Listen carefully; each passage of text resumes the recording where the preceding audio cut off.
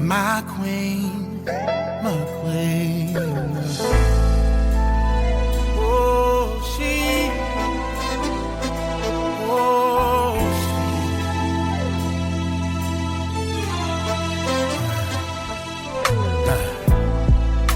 Beautiful, wonderfully made. She's heaven's angel, so strong, even in struggle, yeah. When life comes like a storm from every angle, she rises above it all, the backbone of every home.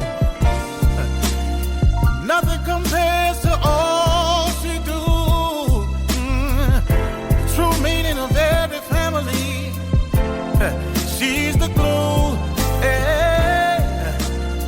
Where would we be without you? You brought us Martin, Malcolm, and Obama, yeah, and Jesus too. Oh, she's sophisticated, strong, simply amazing, humble, honest, and helpful, educated, ebony, eccentric, empowering. She's a queen, she's a queen. You better treat her like a queen. Oh, oh,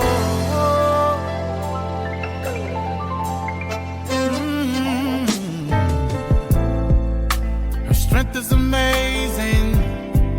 Life inside, 9 months she's carrying back to work, 'cause the family she's carrying.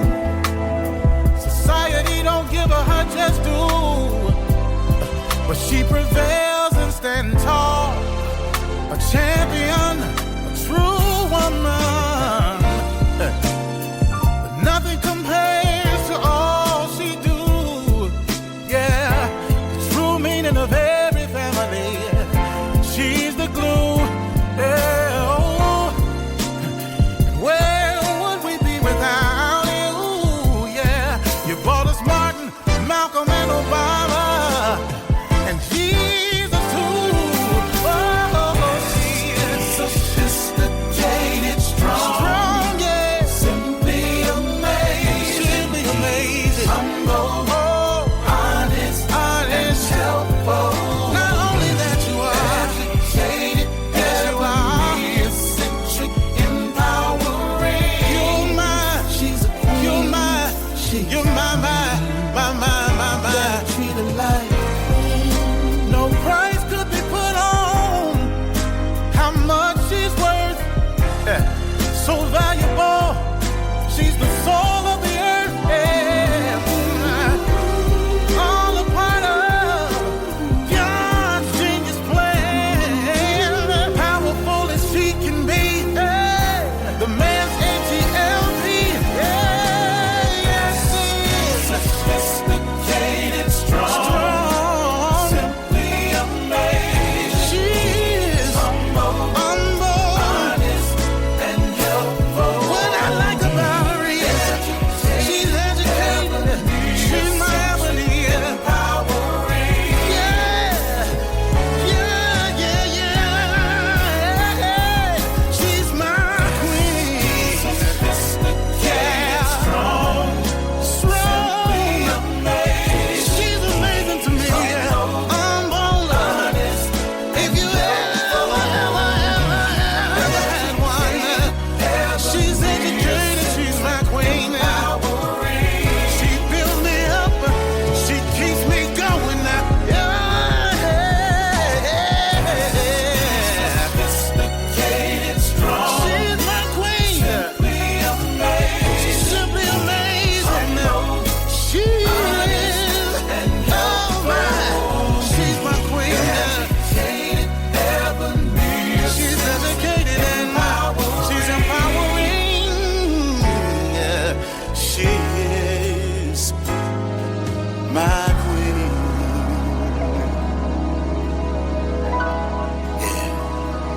Hello and welcome to Let's Talk with Bishop R.C. Blakes.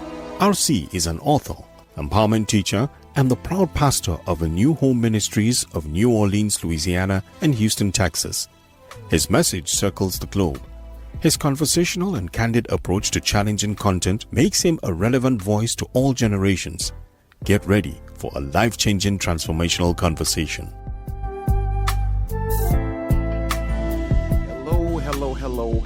Hello. This is R.C. Blakes, and what a joy it is for me to be with you again for another Let's Talk with R.C. Blakes. What a blessing it is.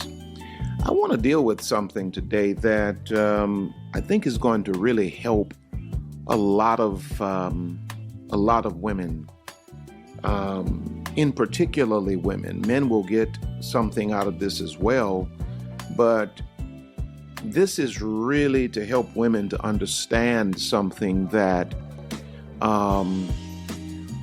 women for generations have really been puzzled by, plagued by, and that is, why does a man just fall off of the scene out of the life of a great woman? What makes a man experience a great woman, in all kinds of ways, and see how good she is, how great she is for him, and then suddenly just disappear? I hear it all the time, and so many women are literally emotionally traumatized because women are trying to understand where is this coming from. And more women deal with this, more women struggle with this thought than admit it. Because in a lot of cases, when a woman has been ghosted, what makes a man ghost a great woman is our topic.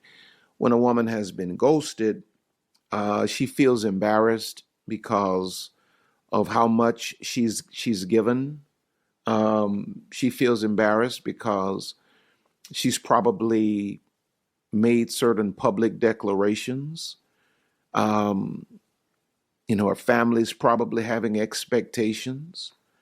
And so, the list goes on. I write briefly about this in my latest book, Me, My, Mine, Biblical Perspectives on Recognizing and Surviving Narcissistic Abuse. I write about ghosting, and here's what I wrote. Ghosting is when the narcissist suddenly disappears from the life of the person they are in a relationship with for no apparent reason. For example, the narcissist will pursue a person sexually for months. They will love bomb them. And finally, when they've accomplished their devilish agenda, they'll become hard to reach. In some cases, they will immediately drop off of the face of the earth. They won't return calls. They won't come around. Then at some random time, they will begin to reappear. But a lot of times they move on entirely. And not to say that everybody that would ghost you is a narcissist. I think that's some of what I'm trying to prove today in this discussion. I want to look at some other reasons that maybe you've not thought of, that may be at the heart of why you've been ghosted, or someone you know or someone you love has been ghosted. But if you have dealt with being ghosted, consider yourself to be in good company. Because if you look in Mark chapter 14, verses 49 and 50, it reads like this. And this is the Passion Translation. It says, "Day after day, I sat with you in the temple courts," Jesus is talking here, "teaching the people, yet you didn't arrest me then. But all of this fulfills the prophecies of the scriptures." Listen to what verse 50 says. "At that point, all of his disciples ran away and abandoned him."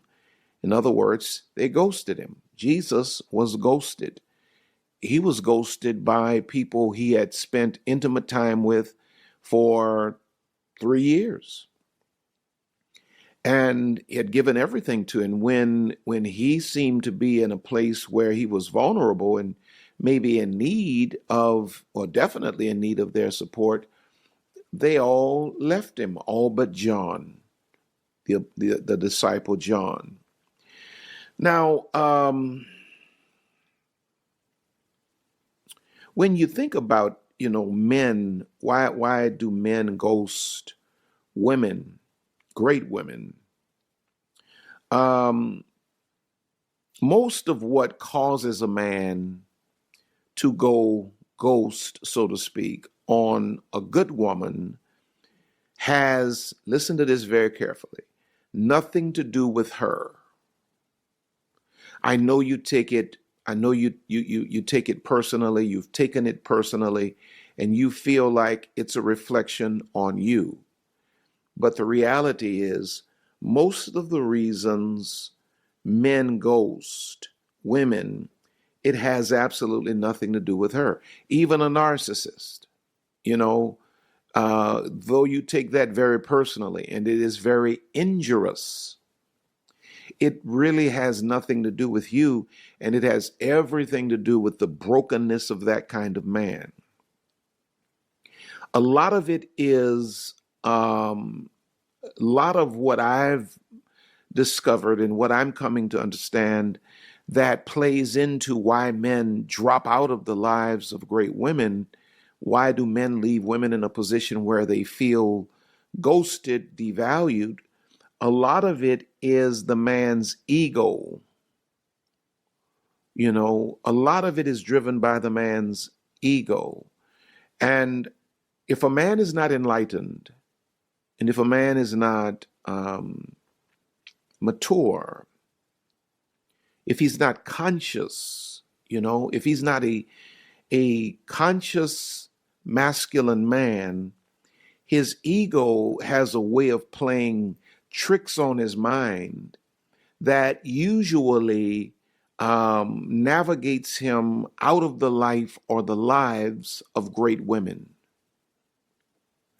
Now, ghosting hurts for a few reasons, because I'm feeling you and I'm hearing you, I'm meeting you in the streets, I'm reading your emails, and you're talking about how this has devastated you, that someone would just squander your values, squander your resources, and just eliminate themselves from your life.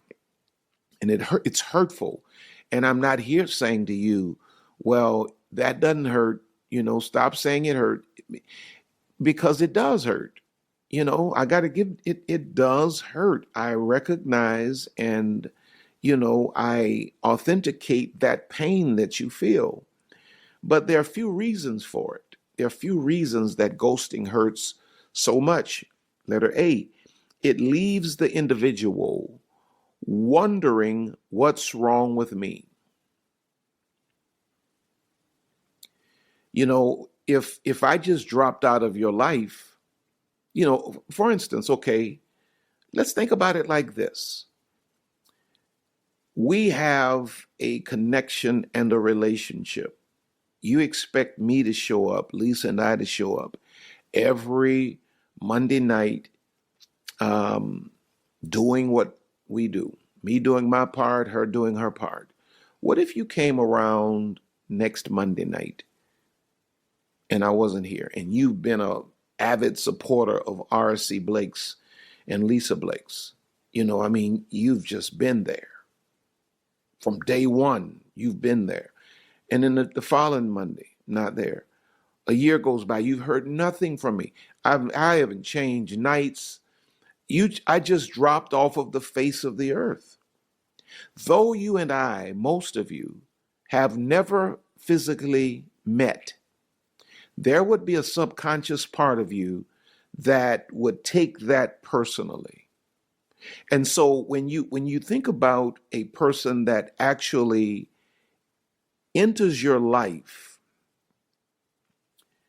and just drops off of the face of the earth without, you know, just not even an inkling of a warning, it leaves the individual wondering what's wrong with me. Letter B, it crushes the soul of the individual that has been ghosted because of dashed hopes. Any relationship that we think is going somewhere, it can be just a friendship. You know what I mean? If you think you have a great friend here and they just kind of drop off of the face of the earth, or you think you have a great boyfriend, girlfriend here, and you think you're doing everything right and everything's going well, and then they just drop off of the face of the earth. Well, your hopes are crushed. Letter C, why does it hurt so bad? You have to grieve. See, when a person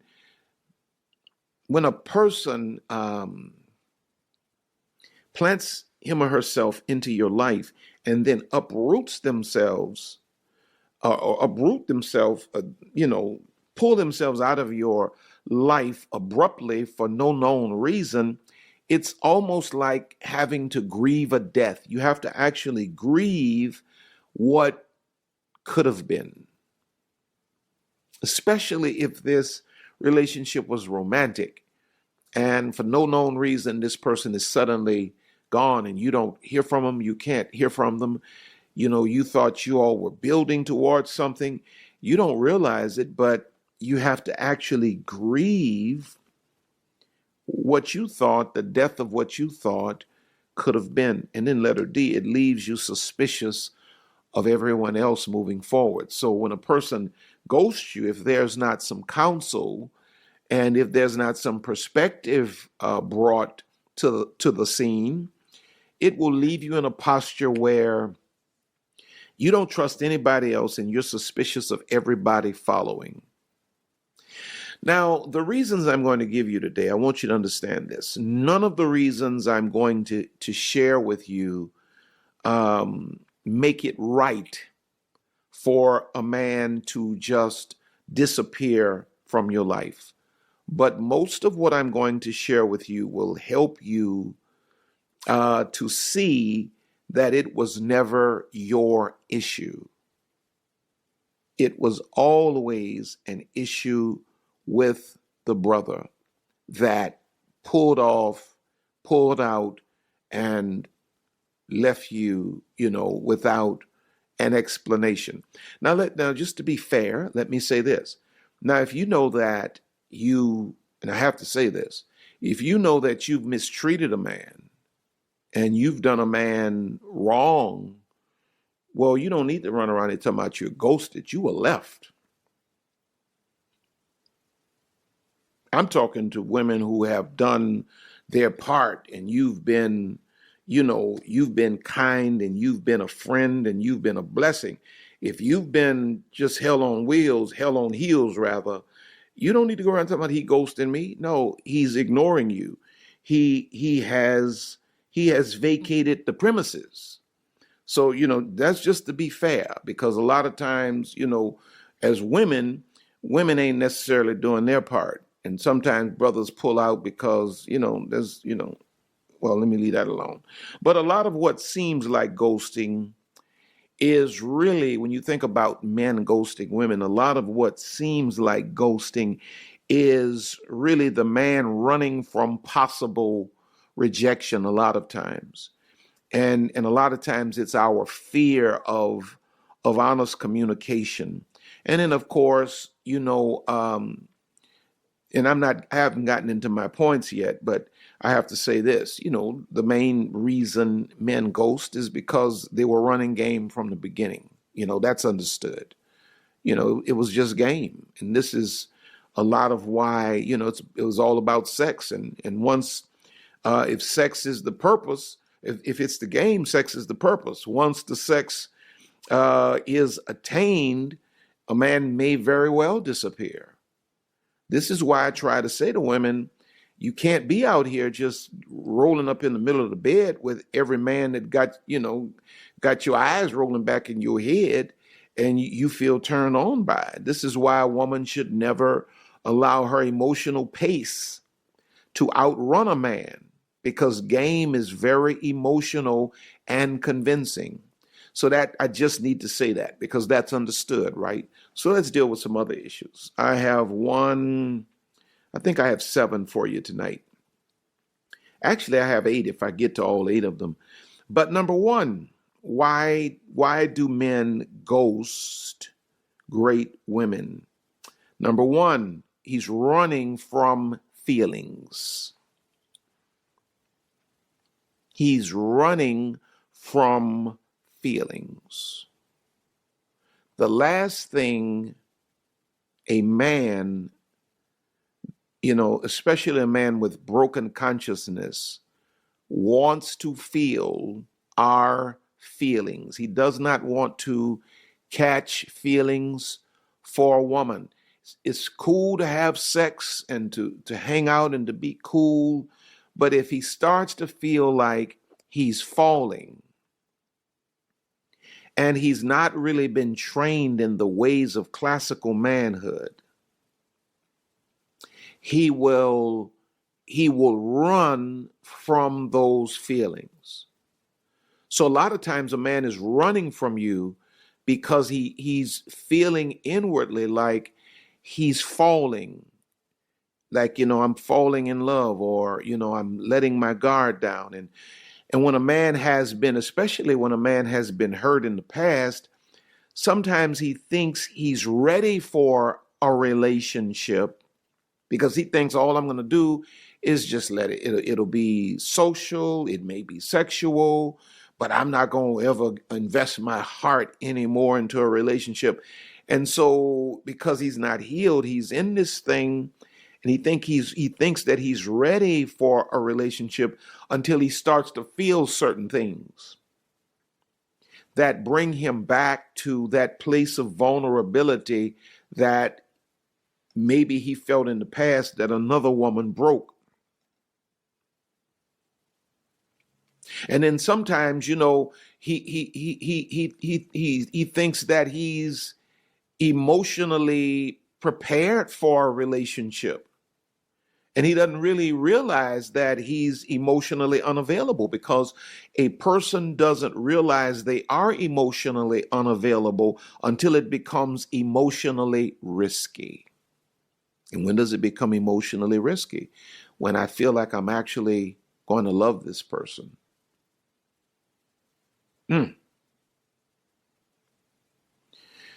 Wow. Most men, a lot of men, should I say, that not most, but a lot of men that appear to be ghosting you are really running from their own feelings. What was I doing, honestly, back in the day when I was trying to tell Lisa, hey, your boy good, go on and do your thing. I mean, what would my life actually look like, without Lisa right now? Maybe that was really a psychological maneuver on my part, because maybe I felt more vulnerable than I had ever felt before. You know what I mean? And so maybe I'm trying to tone this thing down because I don't want to get to a place where I can ever be. I don't even want to get close to the edge. That's the way men think. And so he feels himself getting close to the edge where he's about to fall. And so what he does is he vanishes because he doesn't know how to explain the emotions that he's feeling. I know. It's not right, but it is a reason. Listen to what Proverbs 25:28 says in the Amplified Version. Like a city that's broken down and without walls, leaving it unprotected, is a man who has no self-control over his spirit and sets himself up for trouble. One of the things that we as men pride ourselves on is being emotionally in control. And when a man begins to feel like he's loving a woman, it's not a comfortable feeling because he's losing that sense of emotional control. And he's like the text talks about here. He's feeling like a city that the walls are broken down, leaving him unprotected. And so he's emotionally vulnerable. And most of us as men do not tolerate vulnerability very well. This is why we struggle, even in marriages, to communicate effectively with our wives or to even understand our wives. It's because you have to run the risk of vulnerability to actually connect with a woman. And so a lot of times it had nothing to do with you. It was that homeboy was running from his feelings. And so we may have some women that can testify today.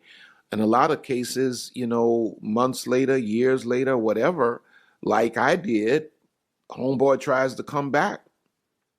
And maybe you're in a new situation and he's lost out. You know what I'm saying? Well, so it was with me. Lisa was in a new situation, but thank God that, God blessed me that she still loved me like that and came back. But a lot of times you feel, which I didn't ghost Lisa. I just said, well, I actually told her, I don't think I want to be married and I think you should probably move on. And she said, okay. And she left. I wasn't expecting that, Number two, why would a man ghost a great woman? Number two, he's gradually felt as the relationship has developed, he's gradually felt incompetent to maintain the relationship. Because as the connection grew, his low self-esteem that he's never dealt with came to the surface. And a lot of times we as men get intimidated by the idea of maintaining a woman, being responsible for a woman. Men think about stuff like, this lady is driving this, living in this, and wearing this, and maybe he is a guy that makes enough money to accommodate all of that, and maybe you are a woman that makes enough money to do all of those things. But you see, a man doesn't think in terms of your money. You got to understand that. Man is not counting your salary.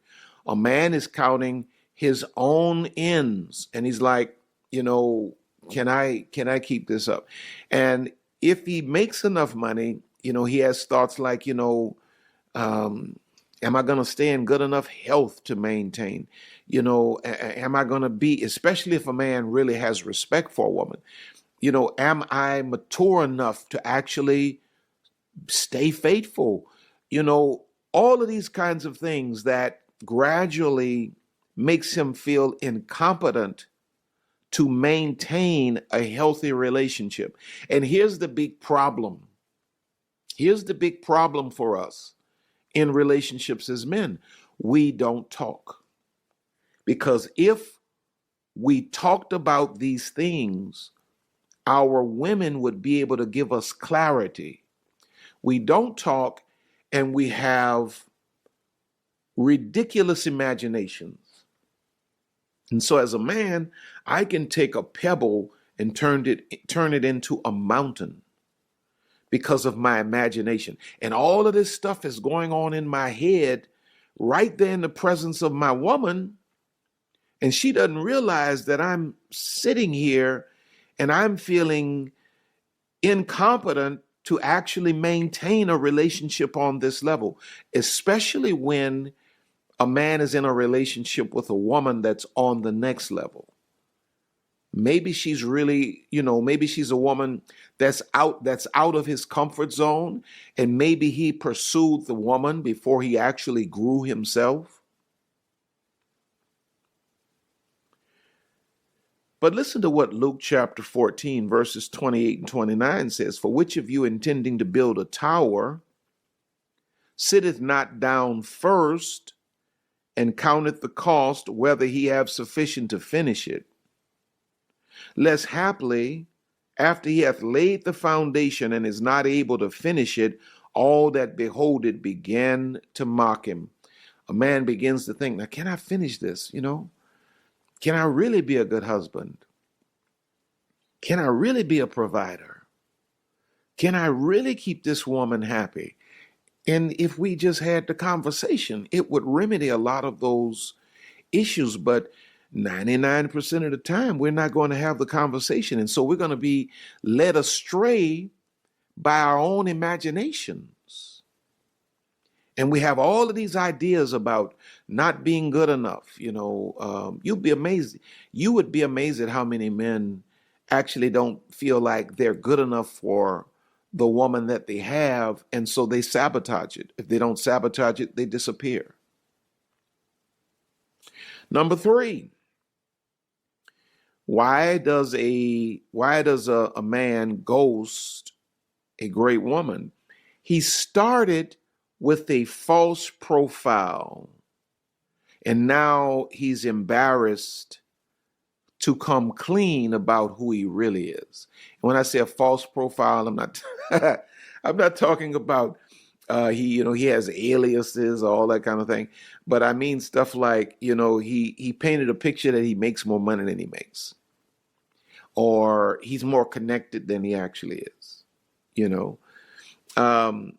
Because quite often good men fall into the trap of impressing a woman.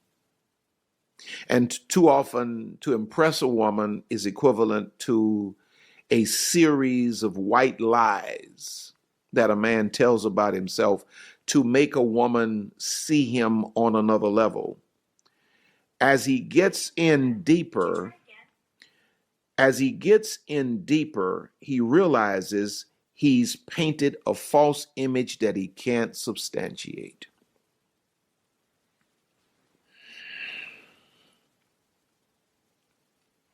And so I painted all of these lies about, my family, owning this and having this kind of money and living here and living that, because, maybe I didn't even anticipate it going this far. Maybe I ran up on a woman that was way outside of anything I ever imagined that I would ever attract. And so I just start saying things to impress her and discovered that she was actually interested in me, and really not so much in the things I said as much as she was interested in me. But you build up this false profile, and then as things begin to unpack, and now the date turns into a few weeks of dating and a month of dating and a few months of dating, and now she's at a point where she's ready to visit the house, the crib as you called it. And you said it's over here, and you live in this neighborhood, and maybe you do live in that vicinity, but you live in an apartment. You impressed her that you lived in, you had your own house over there. Maybe you have been driving around in a Benz, but she doesn't know that's really your brother's Benz, and you've just kind of built a false profile, and so now you realize that you've painted yourself into a corner that the only honorable way to come out of would be to just tell the truth. But to tell the truth means that you're going to probably lose the woman that you attracted through what you think has been these lies, and you'd rather just disappear than to suffer the brunt of rejection. Men don't take rejection very well. Doesn't make it right, but I'm helping you to understand why it happens. So rather than tell the truth and have her to put the ball in her court to reject you, you just kind of fall off the scene.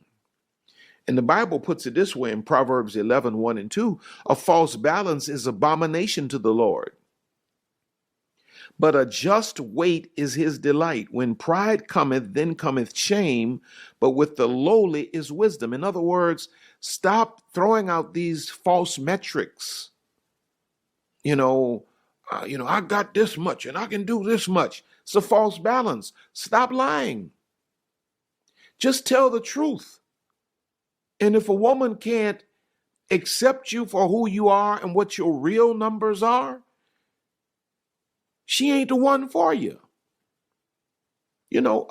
Personally, as a man, I would give a woman. I wouldn't even tell her the whole truth. I'd cut it in half and see how she. I wouldn't expose her to the whole truth, because if a woman can't accept me at 50% of what I'm really producing, why do I need her at 100?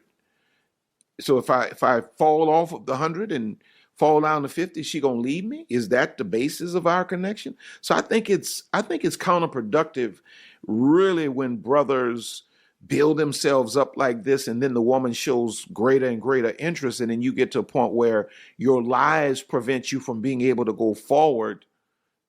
But a lot of times, this is why brothers fell off. You've taken it personally when homie's just running from his own lies. Again, I tell you, this does not make this stuff right, but it helps. Hopefully, it helps you to understand why this is happening a lot of times, because the way the world is set up, you're left to believe that it's always about you, and it's not. Number 4, he overcommitted before he was actually sure. And so now he's in a situation where you're feeling like, it's one thing, and he's not really sure if it's that or not, and we've confused the situation because we got all of this sex in the middle of this here.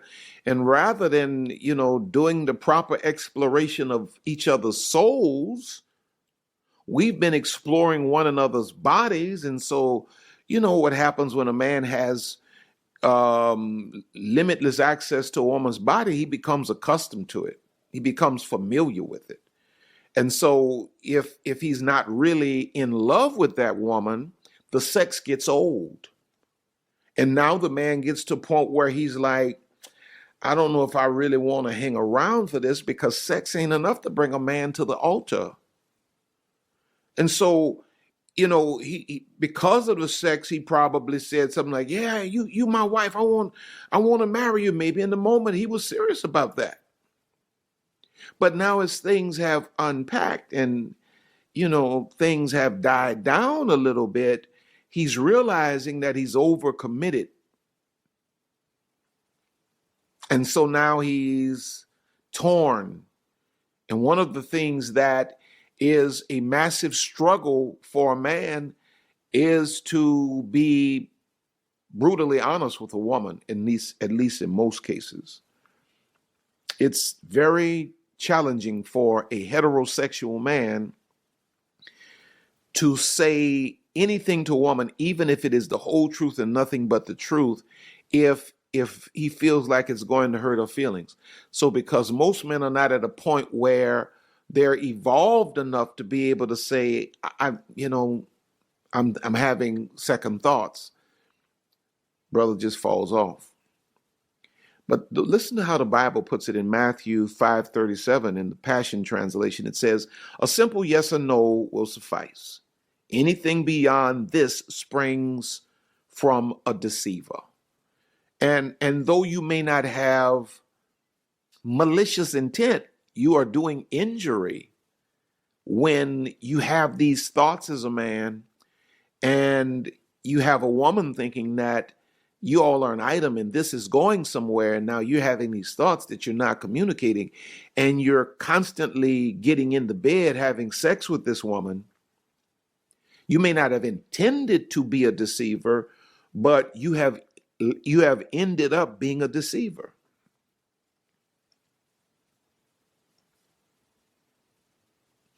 Again, this is why I teach that the last thing you want as a woman is to run ahead of a man and get ahead of his pacing. If a man goes to 7, you stay back at 5, 5.5, 6 at the most. If he goes to 8, you move on up to 7. If he pushes the thing to 9, hang out at 7, 7.5. He goes to 10, move on up to 8. Don't ever be out ahead of a man and you're the one that's driving the relationship. No, no, no, no, no. Because you don't want to be out there on 10 and find out that he's behind you backing up from 9 to 8 to 7 to 6. No, no, no, no, no, no, no, no. You want to have you want to be behind the man so that if he starts having a change of heart, you are far enough behind him that you can see him backing up. And before he has an opportunity, come on now, before he has an opportunity to break your heart, you shut that down immediately. So you don't want to be out front, almost like you campaigning for him to commit and to be obligated. You want that man's commitment to you to be organic. You want an organic connection with this man that's driven by him choosing you. He pursues you, and then you approve of him. But you don't want to be one of these women that's out there just on 100 and you're just kind of dragging the man along. You got to give the man time to make certain that he's really committed. You see, you don't know that a man is really committed when all he's seen of you are your best days. He don't know what you look like when you've lost a job or when you're in depression. He's got to see all of that. You can't say a man is committed, because a lot of times brothers fall off the scene because they feel like they've overcommitted too soon, and now they don't know how to communicate that. Number 5, brothers quite often kind of fall off of the scene. Number 5, when something heavy has occurred. In other words, he's going through some kind of crisis. Maybe he's lost a job, and you know how much weight we as men put on our income. You know how much weight we put on our income. Or, maybe someone's died in the family, or maybe he's having some anxiety issues or whatever. But watch this. A lot of times brothers are going through stuff that's heavier than the weight of the relationship at that present time. And what do I mean by that?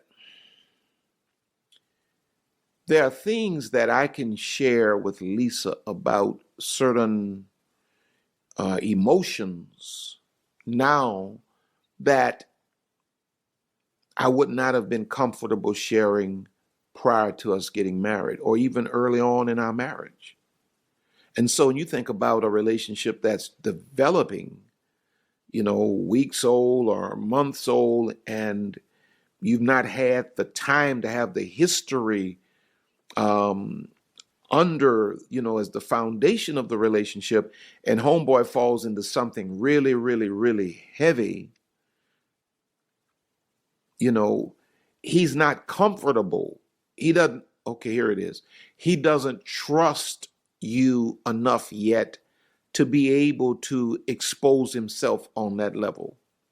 And so what happens a lot of times is homeboy will just fall, he'll fall off the scene, because quite often men run when we are hurting. Men even hide from their spouses when we are depressed or when we're scared. My God. I'm still not comfortable. I'm comfortable as a man sharing with Lisa when I'm in one of those down moments. But as a man, I'm still not comfortable. I don't think I'll ever be comfortable clearly communicating when I'm scared. It's just not something we do too much as men. And so when you think about a newly developing relationship and a brother has one of these heavy, heavy, heavy seasons, he doesn't know, his energy is not the same. His emotions are not the same. And so, he really doesn't even have the emotional space to accommodate you, because he's not comfortable involving you in this.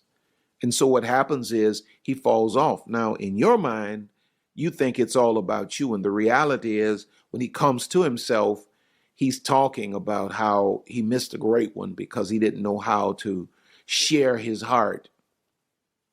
These things happen. It doesn't make it right, but it is a reason. Now, number 6, sometimes he gets the sense that here's a good one. Why do men ghost great women? Sometimes he's getting the sense that your circle doesn't receive him. Your people don't like him. And sometimes this is very, very true. It's actually a fact. Sometimes you have mama and your sisters and your girlfriends that's giving off some bad energy to you, man. Bad energy. Especially if you're a woman. I don't mean to just, put nothing on your mind, but if you're a woman that's a heavy earner, a lot of times the people in your inner circle, they don't want nobody else coming in because they need to have access to those resources. They don't want no man coming in feeling like a man's going to control this or that. And a lot of times brothers are backing up and falling off because they're getting so much resistance from your people. Your people are saying things and doing things and having private conversations behind your back. They feel like you don't know enough to choose for yourself. And at the same time, they ain't got no man, but they know what's right and what's wrong for you. When a man senses bad energy from your family or your close friends, he will often bow out before disrupting your circle, because a grown man is not going to be in a position where he's creating fires and arguments between you and your people. He's not going to be in a position where it's going to seem like he's gossiping on your mama, gossiping on your siblings, gossiping on your friends, going back telling you so forth and so on. And he's constantly getting this bad energy. Maybe he'll make a statement, I don't think your people care too much for me. And, from that point, he's expecting you to investigate that and handle that. But if it doesn't happen and he's feeling this constant tension, in a lot of cases, doesn't make it right, but it is so. A man will just bow out and he'll just disappear, because the last thing a man wants is drama. He may very well be very happy with you, but if, you're a package deal with all these people, and if these people are bringing drama, no man is signing up for that. 1 Corinthians 14:33 says, "For God is not the author of confusion, but of peace, as in all churches of the saints." God is not the author of confusion. The Bible also admonishes us to follow peace with all men. So sometimes as men, the way we think about the code relative to manhood. If I as a man go into a situation where I'm outnumbered amongst a bunch of other men, I'm not going to confront. I'm just going to bow out. Come on now. I'm going to bow out. I'm going to keep my teeth, my life, and they're going to keep theirs. To whatever extent I might be able to do damage in a crowd of brothers, it probably won't last long, but we bows out. Well, the same thing applies in relationships. If I'm outnumbered, if it's me and you and your whole family against me, well, it ain't really a whole lot to talk about. I just need to get on out of this because this is a lot of drama. It ain't right, but it is a reason. Number 7, serious right here. He got offended and never really had the skills to communicate his anger without a whole lot of vulgarity, a whole lot of aggression. And so rather than be on record as blatantly disrespecting, he just moves on. But a lot of times we as men, we get offended. And see, when a man gets offended, he gets quiet. When a woman gets offended, she gets vocal. When a man gets offended, he gets quiet. When a woman gets offended, she gets vocal. If that offense is not addressed, she gets quiet. When a man gets offended, he gets quiet. If he remains in that vicinity and that offense is not addressed, he gets vocal. You see the difference? Woman gets offended, she gets vocal. I don't like this and I don't like. If it's not addressed, she gets quiet. Man gets offended, he gets quiet. And if he stays there and it's not addressed, he gets vocal. And the last thing a man wants is for that part to come out. So a lot of times a brother's just not mature enough. He's not emotionally evolved enough to be able to say simply this. This is something I've learned as a man. I don't like that. Please don't do that anymore. It saves so much time and so much trouble. You know, and then a lot of times she's like, oh, I didn't know that. Yeah, babe, I don't like that. You know, and I'm sitting there and my crazy man brain is like, yeah, she, you know, these are kinds of conversations going on in a man's mind. Yeah, she disrespecting you. She disrespecting you. See what she just did? And see, there was a time that I would hold on to that stuff, man. And, you know, quiet, and just mess the whole atmosphere of the house up. Now I've grown to understand something offends me. Tell her, you know, and I don't need to get angry to tell her. Just say, hey, babe, you know, you said X, Y, Z, you did what, such and such and such. I don't like that. Don't do that no more. Okay, babe, I won't do that again. No wonder the Bible says in Proverbs 18:19, a brother offended is harder to be won than a strong city, and their contentions are like the bars of a castle. When a man is offended, it really ain't much you can do with him, no way. There's really not a lot you can do with a man that's not enlightened and he's angry and he's offended. Yeah, it ain't much you can do with him. So while you're taking him falling off the scene as, you know, meaning something's wrong with you, no, he probably has to grow up. And then number 8, God made him, you know, uncomfortable. That's why he left. God made him uncomfortable because God knew that you too weak. God knew that you was too weak to put him out. So God kicked him out. God kicked him out overnight. And he ghosted me. That brother didn't ghost you. God kicked him out. It wasn't rejection. It was protection. Why did he do it? God kicked him out of your life. That's right. And with that being said, I'm done. Let me pray for you. Father, I thank you for those that are dealing with some of these issues now. Maybe somebody they thought would have been a fixture in their lives has moved on and they don't understand why or what happened. God, give them peace. Let them find closure within their own hearts. And now, Father, I speak over their lives, supernatural healing. In Jesus' name, amen. Listen, don't forget to go to my website, rcblakes.com. Sign up for the mailing list. Check out all of the online programs.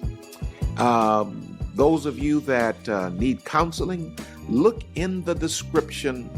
There you'll find the link for BetterHelp Counseling.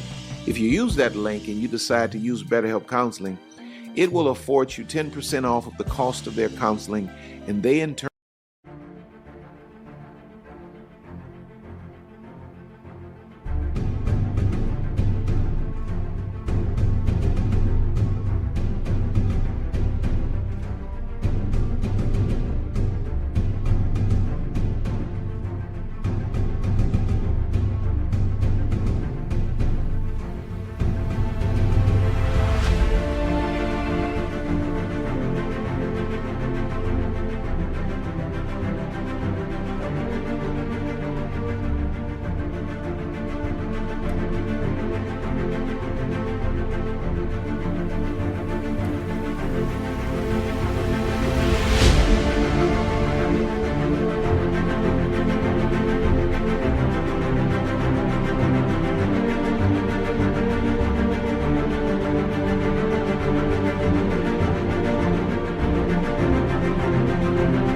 for my referring them to you will make a deposit into R.C. Blake's ministries. Don't forget to go by Amazon and pick up all of my books while you're there.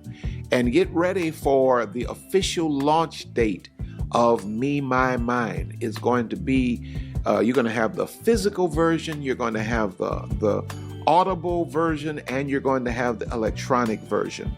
So get ready to just blow it up on that particular day. What else am I trying to say? Hey, thank you, all of you that have sown into our lives. You know how Lisa and I love you and appreciate you from the bottom of our hearts. Now listen, if you're watching this on the Monday night before Valentine's Day, tomorrow night I'm going to be back at the same time. And we're going to deal with breaking soul ties, prayers that break soul ties. So many of you that are hung up on the Valentine season, and I don't have a Valentine, and my man is gone, and I'm by myself, and I don't know why I just can't forget about. Well, I want you to meet me tomorrow. Yes, 2 days in a row. We're going to be right here, and I'm going to share the word of God with you tomorrow relative to prayers that break soul ties. So I'm excited, and I'm delighted. I love you. I thank God for you. Remember this, you're on top and you're going higher. God has more in store for you. So we will see you at the top. Make sure you like this before you click off now. God bless you. Until next time.